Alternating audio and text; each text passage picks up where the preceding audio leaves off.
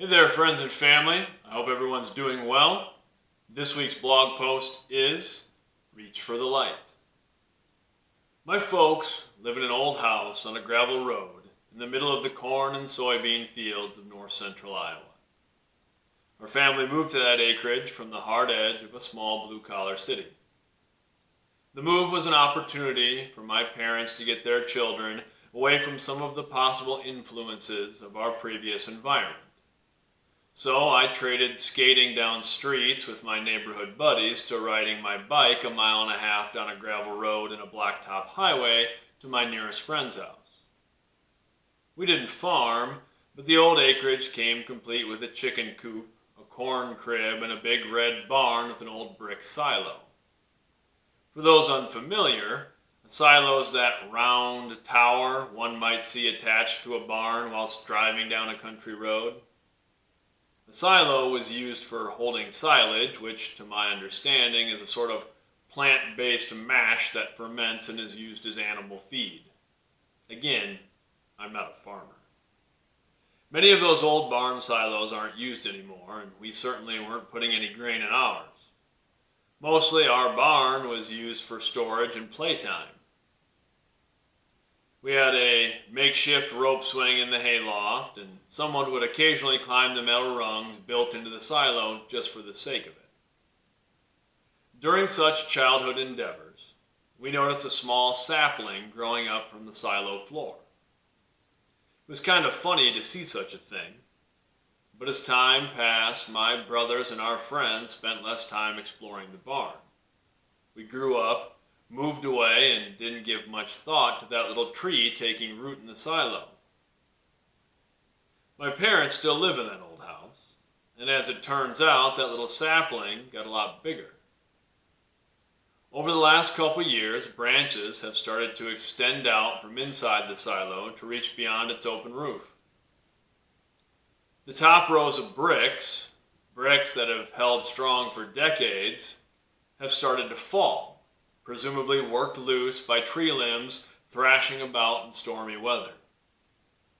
It's a bit peculiar to see a tree growing out of a silo, but there's a lesson to be learned there. That tree has a lot to teach about growth of all kinds. By chance, a seed landed and germinated in the bottom of an old silo. There are trees spread across the roughly 6 acres of my parents' property, but none hang directly over the silo. I don't know how it got there. Maybe it floated along on a breeze before dropping down the open cylinder. Maybe it was carried on the shoe of some kid playing hide and seek. However that seed came to be in the bottom of the silo, it arrived just as we all come into the world. Whether a person believes in chance or destiny, we don't appear to have any control over the circumstances surrounding our birth. We don't get to choose where or when. We are born. We begin our lives, and those lives are filled with challenges. It's the same for the tree. It took root in a silo, not amongst a dense forest or dotting a rolling plain. It didn't spring up in the yard to be climbed and enjoyed. It would have no tree houses or tire swings. The tree has spent its entire life in a brick cylinder. That doesn't seem like the ideal environment for a tree, but nature knows many things we often forget. We may not have control over our starts, but we can choose how we finish. We all face challenges. We can let them be obstacles, or we can make them opportunities. We stay dormant, or we grow. The tree in the silo grew in isolation. It could not broadly extend its branches, but it kept growing. The very thing that confined the tree also protected it from being eaten or trampled or run over with the lawnmower. And because it had to stretch for the stream of light that came in from the open top of the silo, it grew tall and strong. We can do the same. We can rise up not just in spite of our challenges, but because of them. We can use our hardships to become hard. We can always keep growing. That's why I appreciate the tree in the silo. It just kept growing. Despite its circumstances and without fanfare, it just plugged along. The tree didn't need praise or applause or permission. It grew because that is the nature of existence. Living is growing. Then one day, after years of quiet toil, the tree could not be ignored. It rose above the barriers around it and started tearing them down. We can be like that tree. We are like that tree. Like all living things, we were built to grow. We might enter this world with a host of challenges, and if we don't, we'll certainly find some along the way. Our roads might be long and lonely. We might live in our own dark tunnels with only a flickering beam of hope to guide us. But we too can rise up and break free from our obstacles. We just have to keep reaching for the light.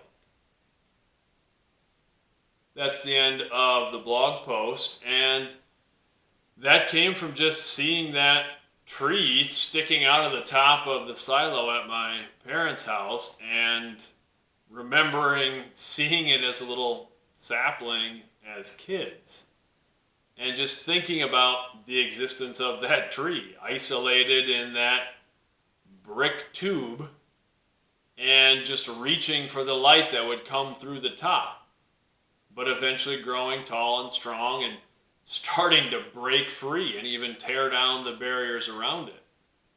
And I just thought about that as such a wonderful analogy for what we're capable of in our own lives, that I'm keenly aware as an educator, and I see so many students and athletes who weren't dealt the best hand, who face challenges no one should have to face, and they face them starting out their lives.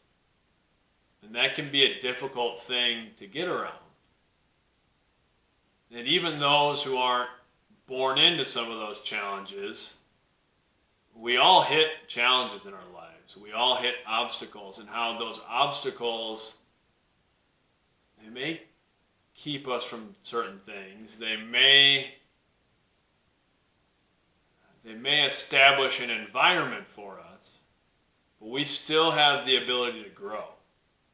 We can, like that tree, continue to reach for the light, continue to reach for the good things, continue to learn and grow and develop, and eventually get to a point where we can't be ignored, where we break through our obstacles and dictate our own lives. I like that. I like that about that tree. And that's something I firmly believe everyone's capable of doing. I hope everyone is doing well. Much love.